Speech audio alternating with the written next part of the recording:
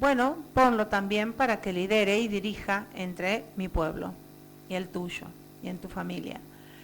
Entonces, nos dice la palabra del Señor, más adelante Jacob se presenta delante, dice también José introdujo a Jacob su padre y lo presentó delante de Faraón y Jacob bendijo a Faraón. Escucha bien, Jacob bendijo a Faraón, le dio la bendición a este hombre, que nada que ver tenía, ¿sí?, con el propósito de Dios y la familia de Jacob, que Jacob después pasa a ser Israel, ¿sí? Dios le cambia el nombre. Entonces, vemos tantos pasos importantes que la palabra del Señor nos está trayendo a la memoria para que no olvidemos todos los acontecimientos anteriores y los actuales. ¿Para qué? Para mejorar nuestra vida en el camino del Señor y de una o de otra manera perfeccionar la obra del Señor en nuestras vidas y en la tierra y en el ministerio donde Dios nos ha llamado para trabajar en su obra. Entonces, este pasaje es tan importante recordarlo. Cuando se presenta a Jacob, le dice, ¿cuántos son los días de los años de tu vida? Le dice Faraón. Y le dice sus años, le dice a Faraón cuántos años, y le dice, los días de los años de mi vida, de mi peregrinación, son 130 años, pocos y malos. Han sido los días de los años de la vida de mis padres, en los días de su peregrinación. Y Jacob bendijo a Faraón y salió de la presencia de Faraón. Así José hizo habitar a su padre y a sus hermanos y les dio posesión en la tierra de Egipto, en lo mejor de la tierra, en la tierra de Ramesés, como mandó Faraón. Y alimentó a José a su padre y a sus hermanos y a sus familiares y a toda la casa de su padre con pan según el número de los hijos. Entonces, vemos a través de la palabra del Señor que Dios le da el mantenimiento a su pueblo, a sus hijos, si sus hijos permanecen fieles a Él. Hay algo muy importante que es la fidelidad a Dios. Para poder ser amparado por este Dios grande y poderoso, como conocedores de la palabra del Señor, tenemos que saber que si nosotros obedecemos su palabra, Él está comprometido, nuestro Dios, con nosotros, a no permitir que nos falte el pan. El mantenimiento, o sea, mantenernos, y mantener es día a día, ¿sí? Hoy tengo para comer y mañana me tiene que dar de nuevo y así sucesivamente. El mantenimiento, el sustento, sustentar, ¿entiende? Y Dios de ninguna manera abandonó a sus hijos, porque usted recordará, Elías, a pesar de que él pensó que era el último que había quedado entre el grupo de los profetas de Dios, se esconde en aquellas rocas huyendo de aquella mala mujer y de su gente, de su ejército que lo buscaba para quitarle la vida. Sin embargo, Dios envía un cuervo para que lo alimentase a su siervo Elías en el desierto. Entonces, vemos cómo Dios cumple por ser un hombre fiel a Dios, un hombre que continuaba día a día sirviendo a Dios y que buscaba hacer la voluntad de Dios. En esto vemos nosotros que Dios cumple, porque Dios le envía el mantenimiento, el sustento, y cada día el cuervo traía la comida para su siervo.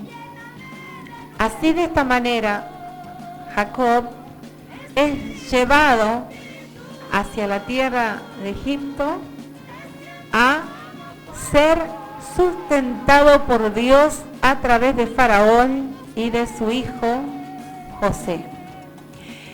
Nosotros vemos las vueltas de la vida que a veces suceden para que nosotros como hijos de Dios reflexionemos Y nunca seamos altivos con ninguno de nuestros hermanos, ni con ninguno de nuestros familiares tampoco.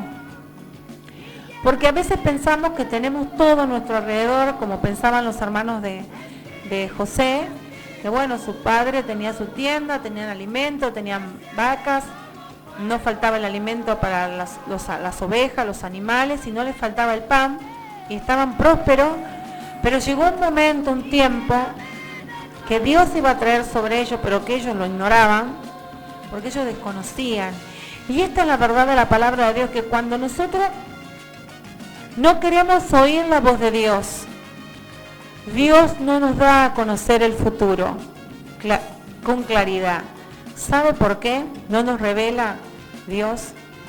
Porque en nuestro corazón está la oposición de no aceptar la voluntad de Dios.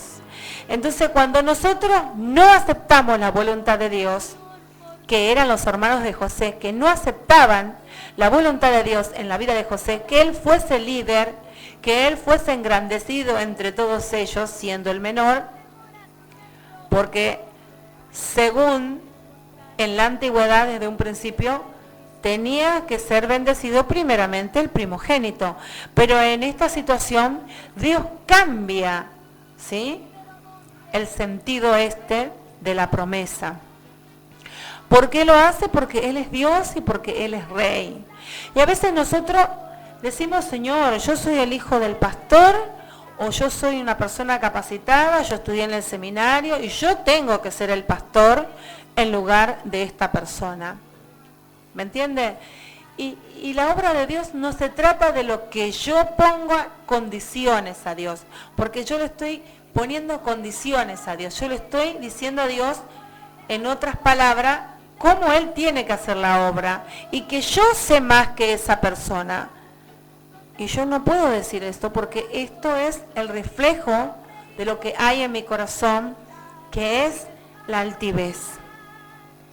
Y en estos tiempos la Iglesia de Jesucristo, la gran batalla, el pecado más grande es la soberbia y la altivez en los altares y en los templos y en los líderes. Porque los líderes son tan altivos que de una o de otra manera buscan deshacerse de los que ellos saben, ¿sí?, intuyen que es un verdadero líder, una verdadera líder, llamada por Dios. Entonces cuando ellos saben, los que son altivos, los que no aceptan los propósitos de Dios y su voluntad, empiezan a trabajar en lo secreto para deshacerse del que Dios ha elegido. De una o de otra manera, ponen palos en el camino, palos en la rueda, empiezan a difamarlo, empiezan a argumentar, chismes, calumnias, mentiras, algunos hasta argumentan sueños y visiones falsas, para hacer que el pueblo no lo siga, para hacer de una o de otra manera que la gente no los acepte. Pero sabe que en esta batalla no gana el altivo, sino que gana el siervo justo y fiel. ¿Me entiende? Porque al final de la carrera, usted como altivo puede llegar a morir enfrente de esa obra y puede haberse deshecho del verdadero siervo y líder llamado por Dios y traído por Dios a su ministerio, y usted le haya hecho las 1001 para que no tomara ese lugar. Y usted puede llegar a morir y a terminar sus días en esa condición. Pero en la eternidad, usted no va a reinar con Cristo. ¿Y de qué le sirvió batallar y pelear contra un líder que Dios escogió? No le sirve de nada.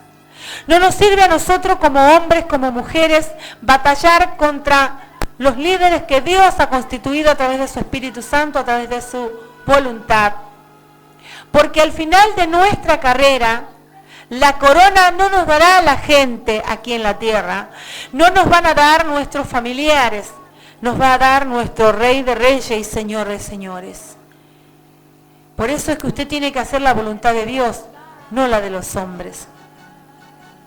Y cuando usted le ofrezcan en un ministerio todos los lugares sabidos y por haber, y usted sabe que no ha sido llamado en ese ministerio, usted no lo debe aceptar. ¿Me entiende? Ni por más numerosa que sea la congregación, ni por más dinero de ingreso que haya para usted. Donde Dios lo haya llamado, allí quédese. Porque si usted obedece a Dios, primeramente, usted ganará la corona de la vida en la eternidad. Y el premio se lo dará Dios en aquel día, por la obra que usted haya hecho aquí, por su voluntad. Y no por voluntad humana. Lo que usted haga por voluntad humana aquí, nada de eso Dios le va a recompensar en la eternidad, porque usted lo hizo por la voluntad humana, no por la voluntad divina. ¿Me entiende? Entonces, esto es lo más importante que le tocó vivir a José y a Jacob, de entender que Dios había elegido aquel hijo que para muchos era el insignificante, pero sin embargo Dios utilizó su vida para bendecir a toda una nación. Por eso, mis queridos hermanos, muchas veces somos insignificantes para muchos ministerios y somos tenidos en poco porque nos ven poca cosa, porque somos menor número. Pero para Dios somos mucho más que eso. Porque el hombre no ve lo que está delante de sus ojos. Porque la altivez, mis queridos hermanos, cuando está reinando en nuestra vida, en los ministerios, no te dejará ver el propósito de Dios. Por eso es muy importante la humildad en el corazón, porque la humildad te llevará a grandes triunfos, a grandes victorias, a que en la batalla no caigas, a que en la batalla no seas vencida, no seas vencido, porque la altivez también te hará vivir una vida de derrota, te hará vivir una vida de amargura, de angustia y de muchos males. Entonces, es muy importante la humildad. Entonces, vemos que José finalmente es bendecido, a pesar de todo lo contrario que le tocó vivir, de lo adverso y del sufrimiento que tuvo que pasar, por causa de la altivez y de la envidia de sus hermanos. Mis queridos hermanos, la envidia sigue latente en los altares, aún en nuestra familia, aún en toda la gente. La envidia, dice el libro de Proverbios, ¿quién podrá estar delante de la envidia? Ya que es un poder malvado y macabro, destructor, la envidia. Por la envidia el hombre mata, y esto es real porque lo dice la palabra del Señor.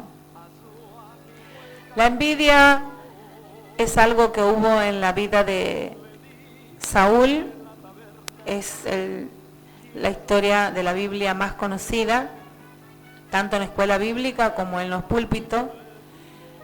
La envidia que le nació a él llegó a tal punto de matar y perseguir y de trastornar la vida, el camino de David, para hacer que su ministerio, su futuro se truncara y no llegara a cumplirse el propósito de Dios.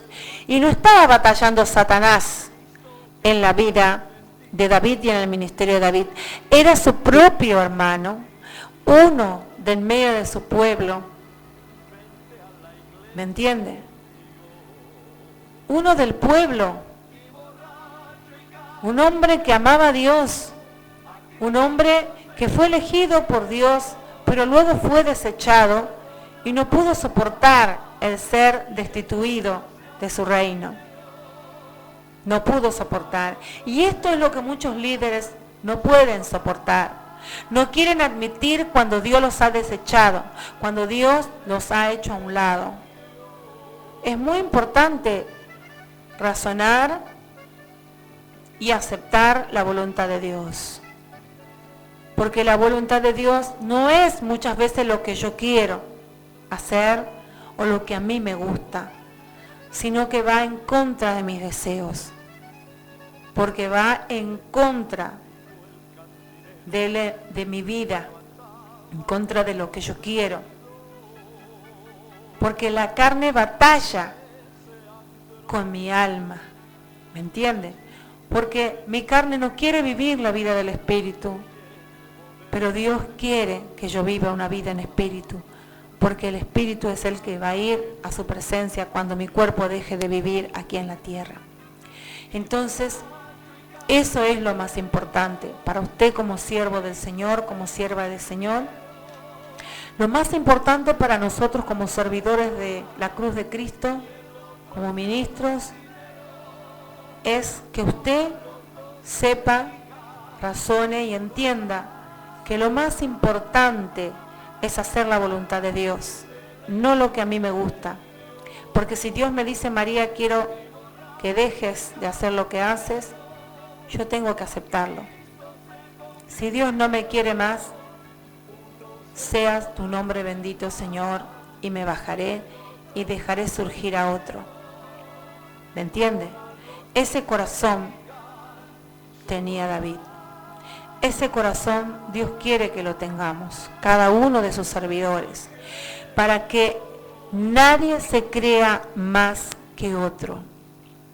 Y nadie, ¿sí?, pueda hacer lo que hicieron los hermanos de José por envidia y por celos.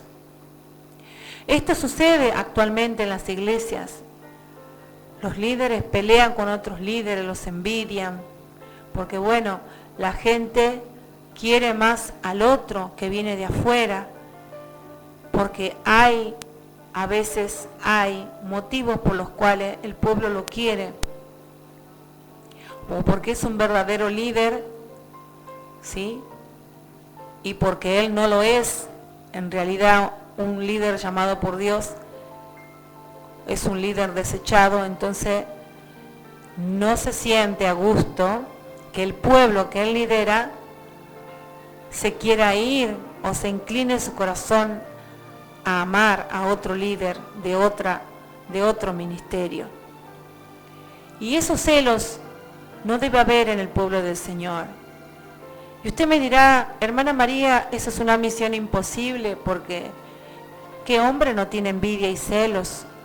Sí, lo podemos tener, pero tenemos que pedir a Dios que nos liberte.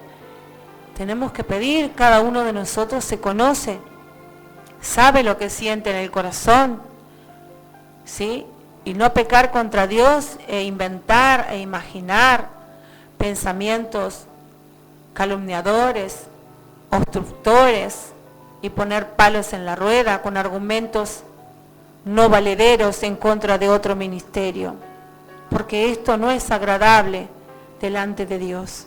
Y Dios está pesando nuestros corazones, y Dios los está pesando, y que no te encuentre falto delante de Dios en lo que tú piensas y en lo que tú haces, y que no me encuentre falta a mí delante de Él, y que me reclame, esto has hecho injustamente contra este ministerio o contra este consiervo o consierva de Dios.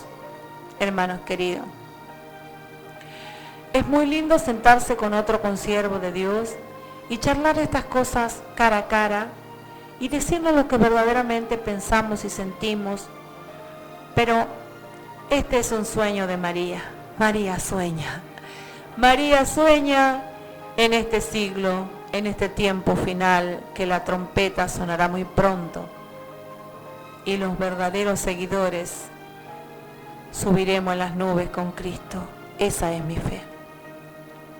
Queridos hermanos, qué bueno que es ser sincero con nuestro prójimo. Qué bueno es sincerarnos y decirnos las cosas de buena manera y mirarnos cara a cara y poder decirnos, usted se equivocó en esto, usted está equivocada en esto.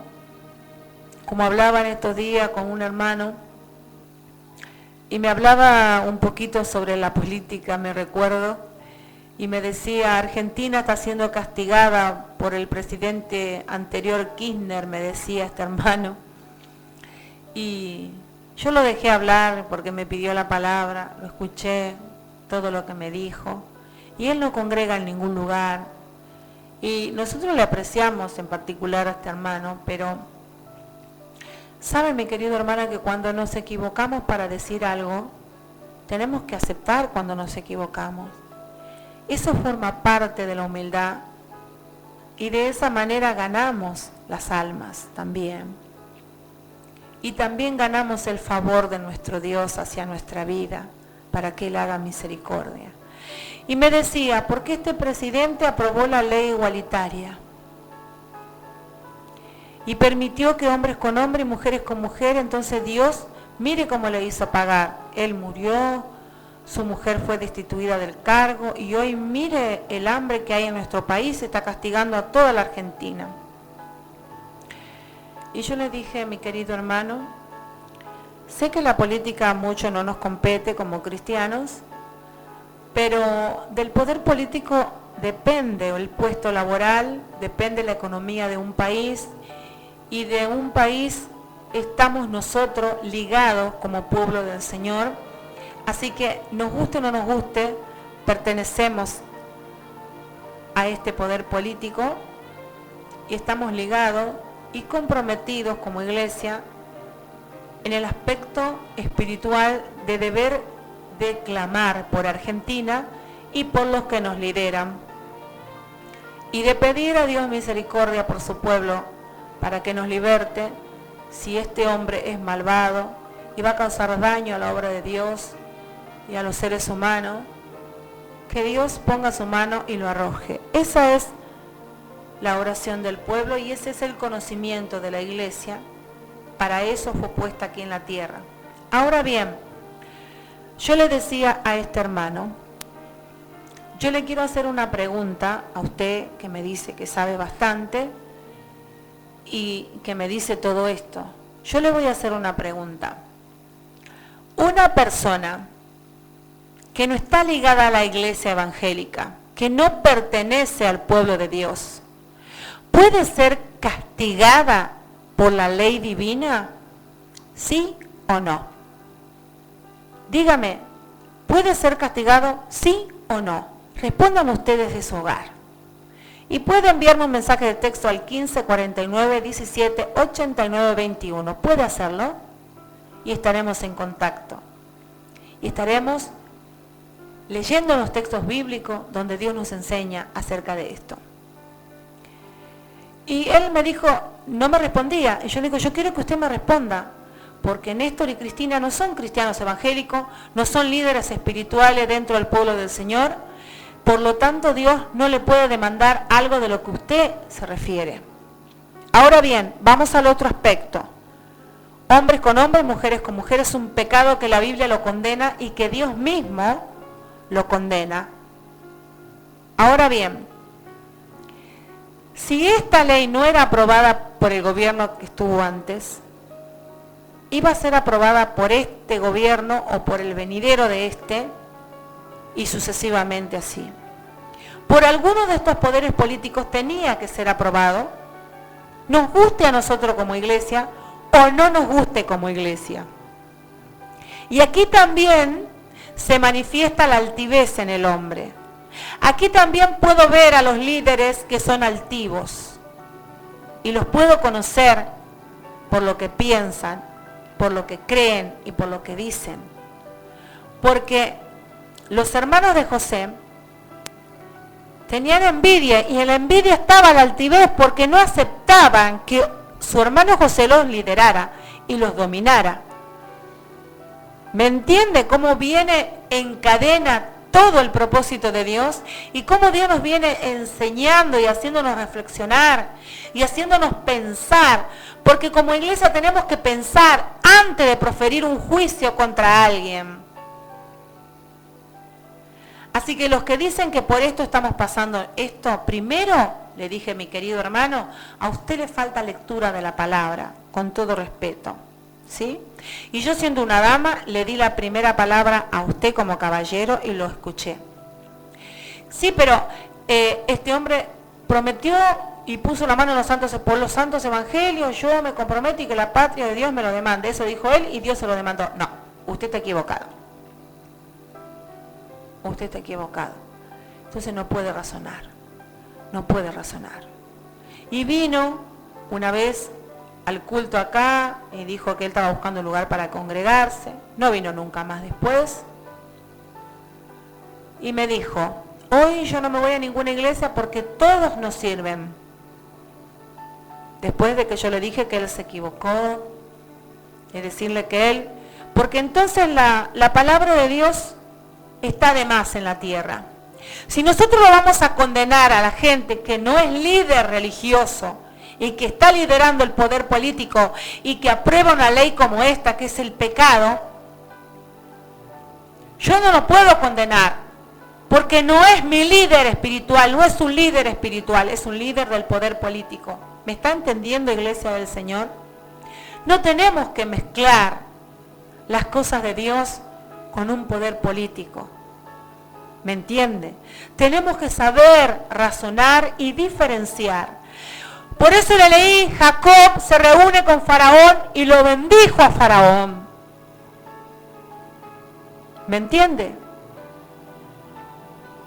¿Me está entendiendo, mi querido hermano?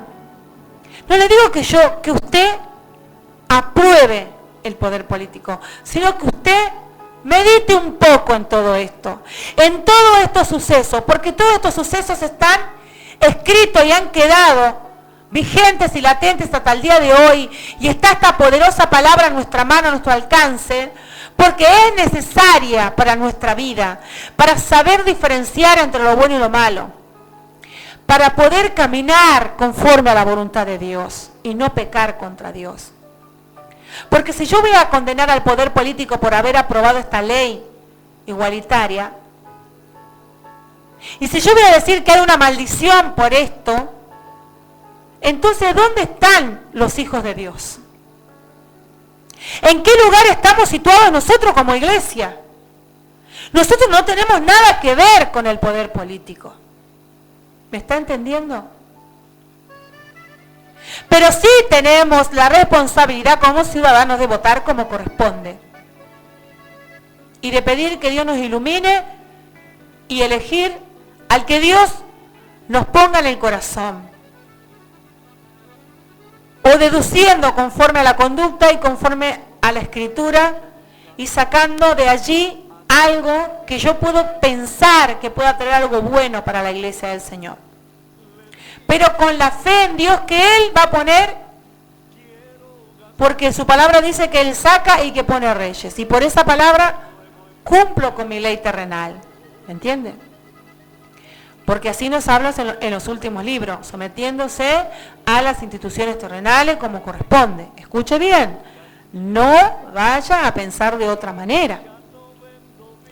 Porque si usted condena a este poder político porque aprobó esta ley igualitaria, le dije yo, ¿en dónde está la gente, estos jovencitos que están juntados, que están en pecado, que están en fornicación, otros que están en adulterio? Y si en esa condición vienen a la iglesia, ¿qué le digo yo como líder religioso? Como un líder espiritual de la iglesia. ¿Cuál es la palabra para ellos? ¿Me entiende? Entonces, ¿dónde está situada la iglesia? Escúcheme bien, querido hermano, le dije. Usted está equivocado. A usted le falta lectura de la palabra. Le falta conocimiento, con todo respeto. Conocimiento. Y sin el conocimiento, un pueblo se pierde. Por eso es que usted está sin congregarse, le decía. Y yo no voy a ningún lado, me dijo, porque todos están mal. Ah, bueno, me ofendió, le dije, porque usted estuvo un día de culto con nosotros y no volvió nunca más. Me ofendió. Estoy muy ofendida y me fui riéndome. No me ofendió en realidad, pero le dijo una palabra en incógnito para que él reflexionara, para que él pensase un poquito más, intentando que de alguna manera él recapacite, este hermano, reflexione y proceda al arrepentimiento y pueda alcanzar la sabiduría y pueda dejar la altivez, porque esto forma parte de la altivez del hombre, que dice, no hay ninguno que sirva. No, mi hermano.